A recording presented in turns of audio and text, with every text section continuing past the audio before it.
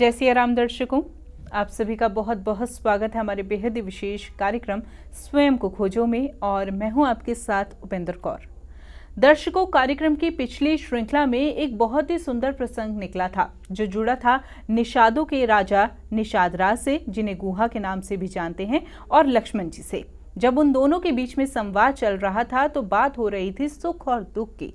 ऐसे में आज इस कार्यक्रम के माध्यम से हम अन्य प्रसंगों पर तो चर्चा करेंगे ही करेंगे, लेकिन उससे पहले हम सुख और दुख को समझेंगे, क्योंकि हमारे साथ भी अक्सर कुछ ना कुछ ऐसे प्रसंग आते हैं, कुछ ऐसी चीज़ें होती है, कुछ ऐसी घटनाएं होती है जिसमें हम हमेशा सोच में बैठ जाते हैं कि सुख और दुख है क्या, सुख क्या है, दुख क्या है। तो ऐसे में आज इस कार्यक्रम के माध्यम से हम इसी विषय को जानेंगे विस्तार पूर्वक, और यह समस्त जानकारी देने के लिए हमारे साथ स्टूडियो में उपस्थित हैं हमारे बेहद ही खास मेहमान। जी हाँ, हम बात कर रहे हैं मोटिवेशनल स्पीकर सौरभ जी की। तो आइए सबसे पहले मिलकर उनका स्वागत करें। जय सिया राम सर, बहुत बहुत स्वागत आपका। सभी श्रोताओं दर्शकों का भी बहुत बहुत स्वागत है सर। जैसे कि अभी मैंने दर्शकों से कहा कि जब पिछले कार्यक्रम में एक बहुत ही सुंदर प्रसंग जब हमारे सामने आया था, तो ऐसे में उसमें उस प्रसंग में चर्चा हो रही थी निषाद राज जी के बारे में और लक्ष्मण जी के बारे में। उन दोनों में जब आपस में वार्ता हो रही थी तो सुख और दुख का आपने कुछ बात बताई थी हमें। जी। तो ऐसे में आज इस कार्यक्रम के माध्यम से हम अन्य प्रसंगों पर तो चर्चा करेंगे ही, लेकिन उससे पहले मैं आपसे समझना चाहूंगी कि सुख और दुख वास्तव में है क्या। जी, सुख और दुख की बात पहले ये बताएं, वहाँ ये आई क्यों, क्योंकि क्या हुआ था। जैसे हमने बताया कि वनगमन होने के बाद सबसे पहले भगवान राम वहाँ तमसा तीर पर, जिसको आज वर्तमान में तौस कहते हैं, वहाँ पहुँच के जब रुके होते हैं तो जो उनके साथ नगरवासी साथ में आए होते हैं, तो वो वहाँ जिस जगह रुकते हैं ना, उसे अभी पूर्वा चकिया के नाम से कहा जाता है, वहाँ रुकते हैं। जैसा कि बताया था कि रात में उनको सोते हुए छोड़ के गए हैं, तो जिस तरह उनको जब सोते हुए छोड़ के गए हैं तो वो लोग वहाँ एक स्थान को टाढ़ी करके बोला जाता है, जहाँ का मतलब ये होता है ना, एक रुदन जब उन्होंने किया है। तो उसके बाद क्योंकि वो रात में निकले हैं तो स्नान वगैरह ने किया है, तो उन्होंने सूर्य सरोवर पर जाके सूर्य कुंड पर स्नान करके आया है।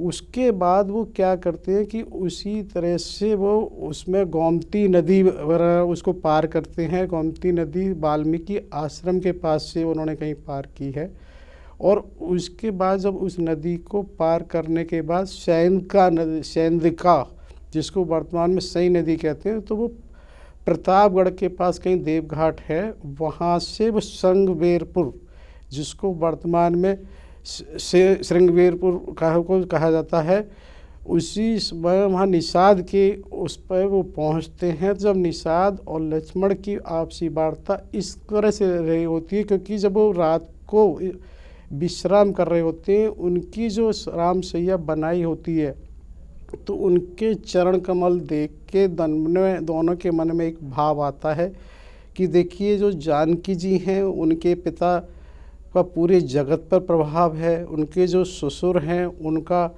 स्वर्ग तक प्रभाव है, और उनके जो पति हैं उनका ब्रह्मांड में प्रभाव है। और आज इतना प्रभाव ही होने के बाद भी वो इस तरह से बिल्कुल उसमें विश्राम में, तो मन में वो भाव जागृत होते हैं। जब वहाँ पर निषाद राज लक्ष्मण जी से इस बात को कहते हैं, केकय नंदनी मंद मत कुटिल कठिन कुटिल कीन, जय रघुनंदन जान के ही सुख अवसर दुख दीन। तो यहाँ पे क्या होता है ना कि यहाँ उन्होंने जब लक्ष्मण जी से इस तरह से कहा, तो एक बात ही आती है ना, एक तो के नंदनी कहा उन्होंने, तो यानी कि उन्होंने उनको भी बाहर का कर दिया, केकई से जोड़ा है उन्होंने, अवध से नहीं जोड़ा है। और उन्होंने सुख दुख की बात क्यों की कि उन्होंने इस बात को कहा है निषाद ने कि सुख के अवसर पर दुख दिया। तब यहाँ से इसको मानस जी में लक्ष्मण गीता कहा जाता है। तब यहाँ से लक्ष्मण जी ने जब ये बात होती है, लेकिन इसमें एक बात ये ज़रूरी है, क्योंकि एक तो यहाँ केकई नंदिनी, तो कहीं ना कहीं एक बात मन में आती है कि हो सकता है लक्ष्मण जी को भी ऐसा लगा कि भाई निषाद हैं, लेकिन ये परिवार के विषय में हमारी बात हो रही है और इनको इस तरह से कहना कहाँ तक ठीक है। हमारे परिवार में वो माता हैं और उनके बारे में इस तरह से कह रहे हैं। तो इसलिए उनके मन में हुआ। दूसरा, ये सुख अवसर और दुख की बात कर रहे हैं, तो उन्होंने ये बताया कि देखिए इसको इस तरह देखिए आप। तो तब वहाँ पर ये बात आती है कि लखन जी ने इस तरह बोला है, जैसे कहना चाहिए जो उनकी वाणी है, बोले लखन मधुर मृदवानी, ज्ञान विराग भगत रससानी। यानी कि ज्ञान वैराग भक्ति जिसमें वो सनी हुई उनकी वाणी है, उससे जब वो उसमें कहते हैं को न काऊ कर सुख दुख कर दाता, निज कृत कर्म भोग सब भ्राता। तब वो इस बात को कहते हैं कि कोई भी किसी को सुख और दुख नहीं दे सकता, सबके अपने अपने कर्म होते हैं जिसके कारण से सुख दुख महसूस होता है, लगता है और होता है। तब यहाँ ये बात हो रही थी निज कृत कर्म। तो अब कर्म में भी ये देखा जाता है कि 3 प्रकार के प्राय कर्मों को माना गया है कि संचित कर्म, प्रारब्ध कर्म और क्रियमाण कर्म। तो संचित कर्म को एक तरह से ना हम इस तरह से समझ सकते हैं कि जैसे किसी को कोई चीज़ इनहेरिटेंस में मिल जाती है, विरासत में, तो अब इसमें उसका इस जन्म में कुछ नहीं कह सकते कि इसको कहाँ जन्म क्यों मिला, कैसे मिला, और उसको उस जन्म से वहाँ से बहुत अच्छे संस्कार मिल सकते हैं, वैभव मिल सकता है, यश मिल सकता है। दूसरी बात संचित कर्म की आती है। तो संचित कर्म को ऐसे मान सकते हैं जैसे पूंजी, कि वर्तमान में अगर हमने बहुत सारे कर्म करके पूंजी बना ली है, और तीसरे से क्रियमाण प्रॉफिट, लाभ। तो हम दिन प्रतिदिन जो अपने कार्य कर रहे हैं उन कार्यों में बहुत सारे कार्य हमारे ऐसे भी होते हैं जिनसे कुछ न कुछ खर्च भी होता है। अर्थात ये मान के चलें 100% लाभ नहीं हो सकता। तो उनके करने के बाद जो परिणाम स्वरूप होता है, जो लाभ हुआ वो क्रियमाण हुआ, और जो लाभ बढ़ बढ़ के हमारा अधिक हो जाता है उसी को एक तरह से हम प्रारब्ध कह सकते हैं, उसी को हम एक तरह से भाग्य भी कहीं कह देते हैं, और उसी को समझने के लिए पूंजी कह सकते हैं।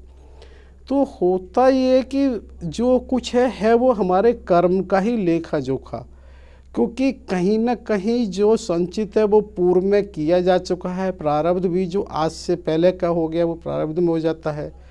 तो उसी तरह से जिसको जहाँ जैसे हो रहा है वो किसी न किसी कर्म बंधन का ही परिणाम होता है।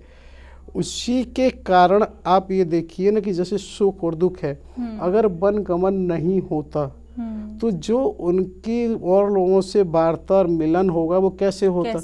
राम जी राम कैसे बनते, मर्यादा पुरुषोत्तम राम। तो इसलिए उसको अब सुख कहें या दुख कहें, कई बारी जीवन में ऐसा होता है जैसे हम सुख मान रहे हैं वही दुख होता है। यहाँ पर लेकिन एक सवाल मैं आपसे करना चाहूँगी, जैसे आपने थोड़े समय पहले कहा था कि अक्सर हमें जो दुख है वो दूसरों से ही मिलता है, और हम भी अपने जीवन में ऐसा ही देखते हैं कि हम दूसरों से अपेक्षा कुछ रखते हैं और ऐसे में हमें दुख की अनुभूति होती है। तो ऐसे में दुख क्या सच में जो दूसरे हमें देते हैं वही होता है, या फिर जो हमारी अपेक्षाएं बढ़ जाती है उसके कारण जो है हम ही अपने आप को दुख देते हैं? ऐसा होता है। दुख है क्या, पहले ये समझो। किसी इच्छा और अपेक्षा, यही तो दुख है।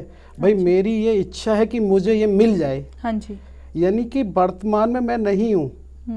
सबसे बड़ी देखिए दुख जहाँ भी होगा वो दुख कहीं ना कहीं आपका भूत और भविष्य जुड़ा होता है, कि किसी ने मेरे साथ अतीत में कुछ ऐसा किया है, उस व्यवहार को हम पकड़े बैठे होते हैं, उसको नहीं छोड़ पा रहे हैं, या भविष्य में हम सोच रहे हैं ऐसा हो जाए और वो नहीं हो रहा है तो हमें दुख लगता है।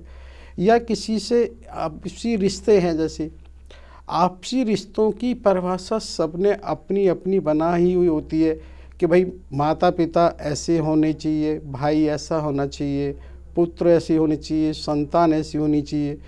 जबकि ऐसा नहीं हो सकता कि अरबों की जनसंख्या में हम कुछ ही कैटेगरी करें। इतनी स्पेसिफाइड कैटेगरी हैं कि आज भी आप ये देखिए इस अरबों की जो जनसंख्या है उसमें भी फिंगरप्रिंट किसी के किसी से नहीं मिलती। जब इतना अंतर ऊपर वाले की व्यवस्था में है तो हम ये कैसे मान सकते हैं, कैसे सोच सकते हैं कि सब कुछ ऐसे ही इसी रूप में हो सकता है? तो यहाँ जो मेन बात है कि दुख को होने का मतलब ये कि हमारी इच्छा और अपेक्षा और कम से कम वर्तमान में रहना, क्योंकि जितना दुख है वो कहीं ना कहीं अतीत और भविष्य से जुड़ा होता है। कभी भी व्यक्ति यदि ये वर्तमान में देखे तो उसे क्या है तो बहुत कम हो जाता है। दूसरा एक चीज़ देखिए ना, दुख और दर्द दो भिन्न हैं। जैसे आप देखिए अभी आपके शरीर में कहीं दर्द हो रहा है तो आपको दुख नहीं हो रहा होगा, दुख भूल गए आप। हाँ जी। क्योंकि उस समय आपका जो फोकस है वो दर्द पर है, जबकि दर्द होता है शरीर को, दुख शरीर को नहीं है। सही बात। मतलब आप शरीर में क्या दुख है, शरीर में दुख नहीं हो, शरीर में दर्द हो सकता है। हाँ जी। तो हमें वो दुख तब तक होता है जब तक दर्द अधिक नहीं है। और शरीर में भी देखिए अगर हमें 3 जगह की परेशानी है तो जिस परेशानी अधिक है हमारा उस पर कंसंट्रेशन फोकस अधिक होता है। बिल्कुल। उसी तरह से दुख है कि जिसको ऐसा लगता है कि ऐसा होना चाहिए वो नहीं हुआ है, वो है दुख। और साथ ही साथ सर एक सवाल यह भी मैं आपसे करना चाहूँगी, जैसे कि अक्सर हम ना एक कंफर्ट जोन में अपने आ जाते हैं। जब वो कंफर्ट जोन हमारा चेंज होता है तो हमें कहीं ना कहीं दुख प्रतीत ऐसा लगता है कि हो रहा है। जैसे कोई हमारे जीवन में कोई व्यक्ति है या फिर वो हमें छोड़कर चले जाए या हम उनसे अलग हो जाएं तो हमें दुख होता है। हम किसी स्थान पर है, जैसे जॉब ही ले लीजिए, हम किसी जॉब पर है, किसी कारणवश वो हमारी जॉब छूट गई तो कहीं ना कहीं वो हमें दुख होता है। यानी कि कंफर्ट जोन भी हमारा दुख से हमारा रिलेट करता है। बिल्कुल करता है। इसको हम ऐसे समझ लेते हैं कि हमारी उससे आसक्ति कितनी है। क्योंकि कोई भी रिश्ता है, और ये आप मान के चलें कि हम किसी भी रिश्ते से, किसी भी व्यक्ति से, किसी भी उससे हम क्या ले रहे हैं वो क्या दे रहे हैं। अगर मान लो हमारी जॉब है, अगर हम जॉब को अपने लेने प्रतिफल से बेहतर कर रहे हैं तो आप निश्चित रूप से मान लें आपको कहीं जॉब भी दूसरी मिल सकती है और आसानी से आपको निकाला नहीं जाएगा। लेकिन हम उल्टा कर रहे हैं कि हम ले ज़्यादा रहे हैं और दे कम रहे हैं तो हम असुरक्षित रहेंगे। इसी तरह से हमारे रिश्तों की स्थिति होती है। हर रिश्ते से हम क्या दे रहे हैं और क्या ले रहे हैं, प्राय ये देखने में आता है आज भी। क्योंकि हम कहीं ना कहीं सखा और दोस्त और उसकी जब बात करते हैं तो ये प्राय एक प्रश्न आता है कि आपको ऐसा करना चाहिए। बिल्कुल। ये प्रश्न को उल्टा होना चाहिए कि मुझे ऐसा करना चाहिए। हम अधिकार जता लेते हैं जी, जो हमें ज़्यादा पीड़ा देता है। जब हम किसी के ऊपर अधिकार रखते हैं और वो अधिकार हमारा वो पूर्ण नहीं हो पाता तो ऐसे में हमें कहीं ना कहीं दुख होता है। बिल्कुल होता है, क्योंकि अधिकार आपके बस में नहीं, कर्तव्य आपके बस में है। आप ये तो कह सकते हैं कि मान लो मुझे जैसे अपने ऑफिस जाना है, मैं टाइम से जाऊं, अधिक से अधिक अपने समय का वो करके दूं। लेकिन हम उल्टा सोच रहे हैं इस बात में, हमें ऑफिस से क्या सुविधा मिल रही है, हमारा फोकस उस पर है। ऑफिस हमें क्या दे रहा है, हमारे इस पर नहीं कि मैंने ऑफिस को क्या दिया, मैं कितने समय से पहुंचा, मैंने क्या किया, पर्सनल काम कुछ किए। तो उसी तरह से जीवन के हर रिश्ते में ऐसा होता है। आज ये प्राय होने लगा कि लोग बहुत सारे दोस्त और उसको बढ़ाते हैं। लेकिन एक प्रश्न यहाँ बहुत मूल आता है, आप संपर्क और संबंध अनेक बढ़ा सकते हैं, क्या समय में 1 सेकंड बढ़ा सकते हैं? यदि नहीं बढ़ा पाते हैं तो कहीं ना कहीं निश्चित रूप से सामंजस्य में दिक्कत आएगी ही आएगी। क्योंकि संपर्क बढ़ाना एक आम बात है, लेकिन उसको जब निभाएंगे आपकी इच्छाएं, अपेक्षाएं, क्योंकि किसी भी संबंध को निभाने के लिए तन, मन, धन तीनों की आवश्यकता होती है। और जबकि समय वही है आपके पास, तो जब आप ये महसूस करते हैं तो उससे भी आपको असुविधाएं होती हैं और फिर वो आपको कहीं ना कहीं दुख का रूप होता है। बिल्कुल। यहाँ पर एक सवाल मैं आपसे करना चाहूँगी, जैसे आपने कुछ देर पहले हमें एक एग्जाम्पल, बहुत इजी एग्जाम्पल के थ्रू समझाया कि जैसे हमारे शरीर में कहीं दर्द उठा तो हम कहीं ना कहीं वो दुख अपना जीवन का भूल जाएंगे क्योंकि दर्द हो रहा है उस समय। तो ऐसे में जीवन में एक बात यह भी आती है कि दुख हमारा तब तक कम नहीं होता जब तक सुख नहीं आता जिसे हम सुख मान रहे हैं। तो ऐसे में दुख और सुख, मतलब यानी कि दुख के समय सुख को कैसे ढूंढा जाए? दुख के समय सुख को ऐसे ढूंढा जाए कि सुख और दुख पहले हमने माने क्या है। क्योंकि सुख है क्या, सुख वो है कि जो हमें प्राप्त नहीं है उसकी कामना। हाँ जी। अगर हमने धीरे धीरे जो है उसको स्वीकार कर लिया तो वही सुख हो जाता है, वही सुख हो जाएगा। होता क्या है कि हम उल्टा करते हैं, जो मिला हुआ है उसे अस्वीकार करते हैं, जो नहीं मिला है उसे ढूंढते हैं, वही ढूंढते रहते हैं। तो वही दुख है। कोई भी रिश्ता है, अगर हम कहें हम उसे नहीं बदल सकते, उसके अकॉर्डिंग अपने को बदल सकते हैं। होता क्या है, हम सामने वाले को समझाने की कोशिश करते हैं लेकिन समझने की नहीं। अगर ये देखिए जो सामने वाला है वो वैसा ही स्वभाव रहेगा, लेकिन हम ये सोचते हैं कि नहीं ये मेरे हिसाब से हो जाए। क्यों नहीं ऐसा हो सकता कि हम उसके हिसाब से हो जाएं? तो जो आप कह रहे हैं सुख है क्या, उस स्थिति को अनुकूल और प्रतिकूल हमने अपने हिसाब से किया है। जैसे आप भी देखिए कि जब समय गर्मी होती है, गर्म कपड़े बिल्कुल अच्छे नहीं लगते, वो उस समय प्रतिकूल है, लेकिन जब सर्दी का वातावरण होता है वही कपड़े हमें सुख देते हैं, वही अच्छे लगते हैं। तो दुख और सुख में अनुकूल और प्रतिकूल का है, लेकिन ये हमारे ऊपर है कि उस अनुकूल को प्रतिकूल और प्रतिकूल को अनुकूल कैसे किया जाए। क्योंकि अनुकूल में हमारी इच्छाएं अपेक्षाएं बढ़ती जाती हैं और जैसे आपने उदाहरण एक जॉब का दिया कि अगर हमें कितना भी कोई इंक्रीमेंट मिल जाए फिर भी हमारी एक्सपेक्टेशन और बढ़ जाती हैं। उसी तरह से सभी रिश्तों में ऐसा होता है कि हम कितने अनुकूल हैं ये नहीं देखते और कितने प्रतिकूल हैं। तो जैसे जैसे हम प्रतिकूलता को स्वीकार करते जाएं, उसे कम करते जाएंगे, वैसे वैसे हमें अनुकूलता होती जाएगी। अच्छा सर, इसी के साथ एक मन में बात आई, जब हमारी कोई तारीफ़ करता है तो हमें बहुत खुशी होती है, वहीं अगर कोई पर्सन हमारी कोई कमी निकाल दे तो वहीं हमें इतनी पीड़ा होती है कि बस पूछो मत। तो ऐसे में ये भी तो सुख और दुख से ही ताल्लुक़ रखता है। ये सुख और दुख से नहीं, ये इससे कि हमारी इच्छा और अपेक्षा क्या है। क्योंकि आप इसको ऐसे मानो, जब बैंक का खाता कोई भी है तो उसमें जमा और निकासी की दोनों ही एंट्री होती हैं। ऐसा तो कभी कोई भी खाता ना था होगा जिसमें एक ही तरफ की एंट्री हो। तो होता क्या है कि ये संभव नहीं है, जिससे हमारी आलोचना हो रही है, प्रशंसा हो रही है। प्रशंसा पूरे 365 डेज नहीं हो सकती है किसी की भी, 24/7 आवर्स। तो आलोचना भी होगी। तो हुआ क्या कि वो हमने उससे जुड़े हैं, हमने ये माना प्रशंसा हमारी है, आलोचना इसको नहीं करनी। ऐसा नहीं, जब तक हमने अगर मान का सुख नहीं लिया, अगर प्रशंसा में भी सुख नहीं देखा है, तो आलोचना से हमें दुख नहीं होगा। हमारी जो सुख हुआ है वो उसको लेने से हुआ है। हम उसमें देखे नहीं प्रशंसा कोई कर रहा है, हमने उसको, क्योंकि चीज़ों को हम ये देखते हैं सुख और दुख उस बिंदु की तरह से हैं जैसे पूरब और पश्चिम, उनको हम अलग नहीं कर सकते। जिस पॉइंट पर पूरब है उसी पॉइंट पर पश्चिम है, किसी को अलग नहीं किया जा सकता है। आप कोई भी स्थिति देखें, एक मिनट ये देखिए, जैसे अब किसी का विवाह होना या ना होना, नहीं हुआ तो बड़ी दुख की बात है, भाई विवाह नहीं हुआ। लेकिन आप ये देखिए विवाह होने के बाद क्या सब लोग बहुत खुश हैं?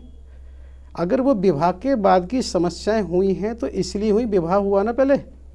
अगर विवाह नहीं होता तो क्या विवाह के बाद की समस्याएं होती?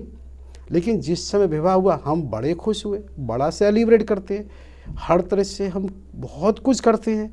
लेकिन आप ये देखिए ना कि अगर वो उस समय सुख हुआ तो उसी कारण तो विवाह के बाद जो कुछ हुआ वो दुख हुआ।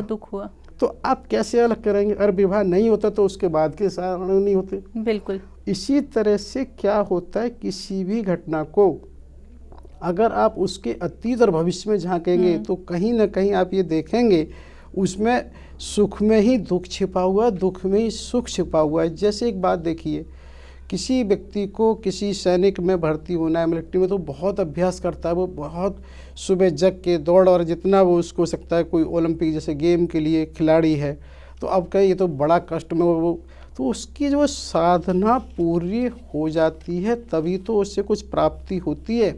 और उस समय कहा जाए भी तुम ये मत करो।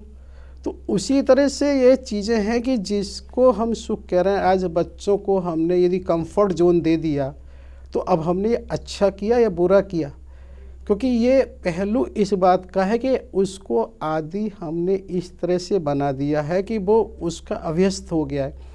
जबकि ये हमने पहले भी कहा कि परिवर्तन संसार का नियम था, है और रहे।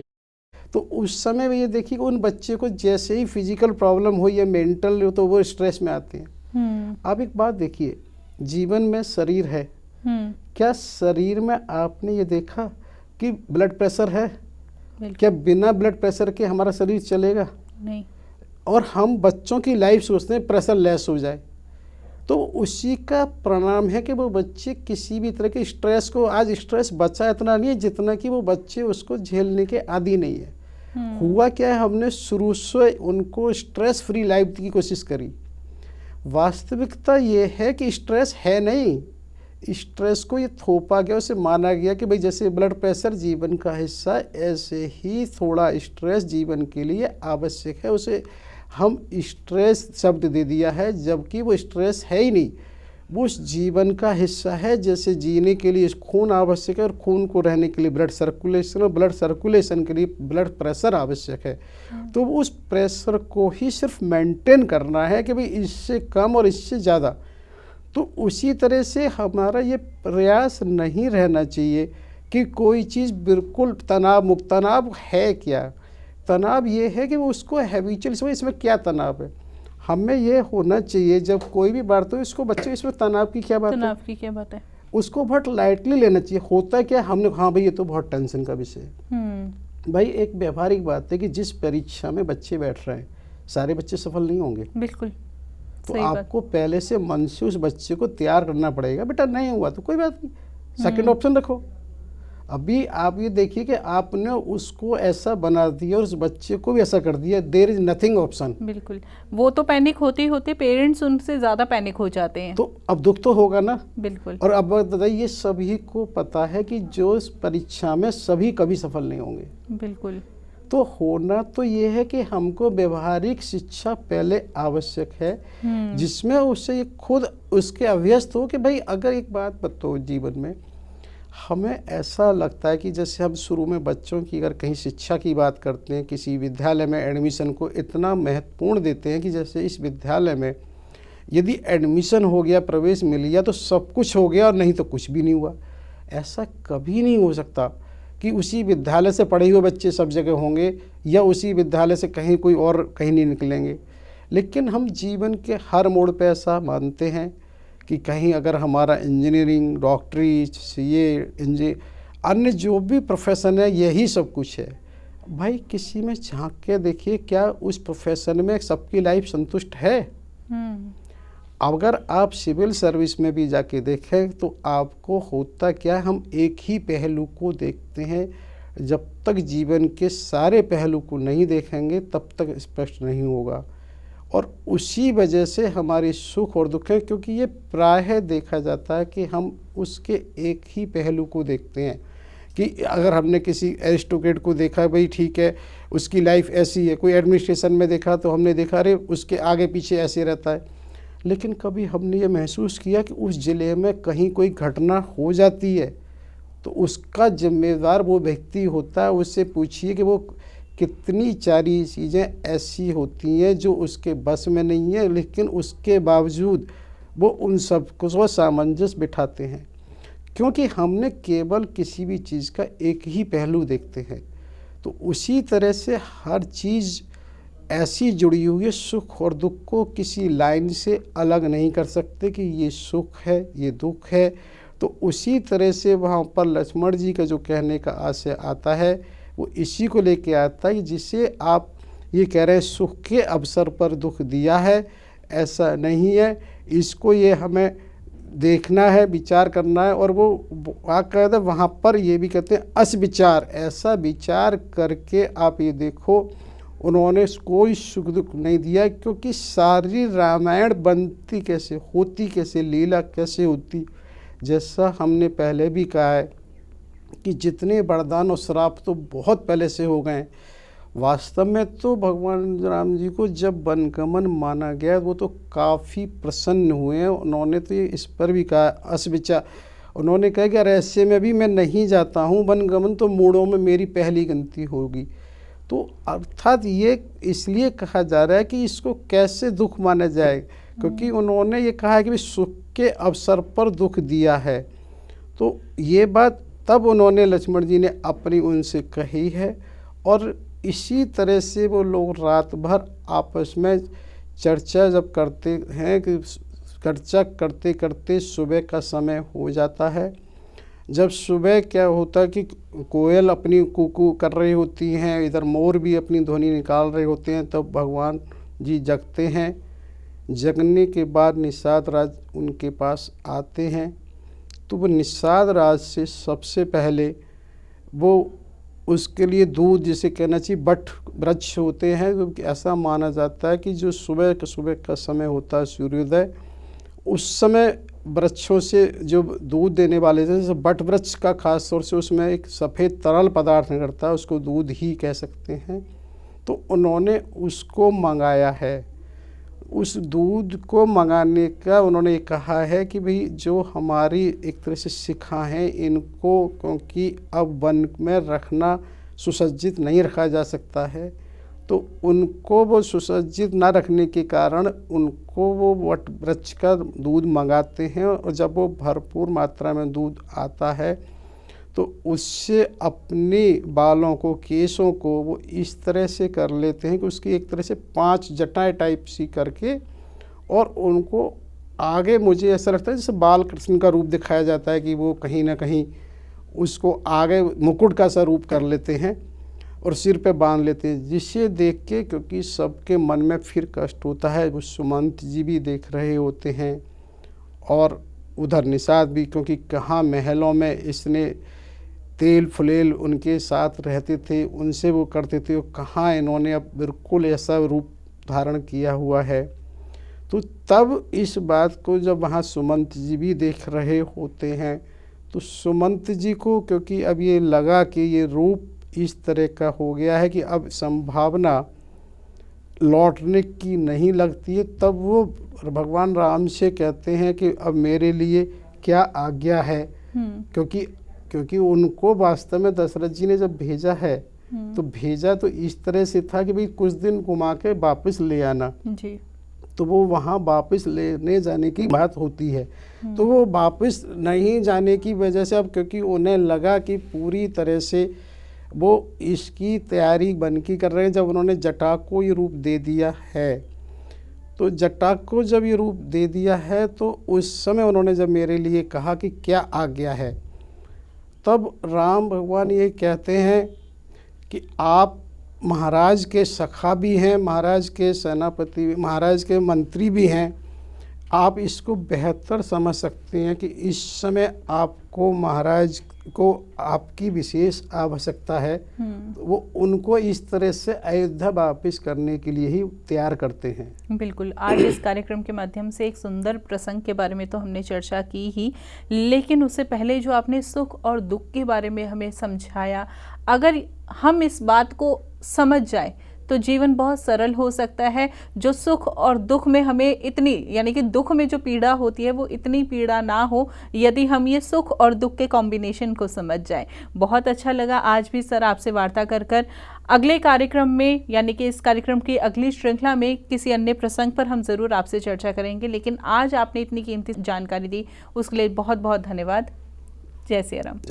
सभी दर्शकों एवं श्रोताओं को, समयदानियों को बहुत बहुत आभार, बहुत बहुत धन्यवाद। साथ ही होने वाली गलतियों के लिए क्षमा याचना। जय सिया राम।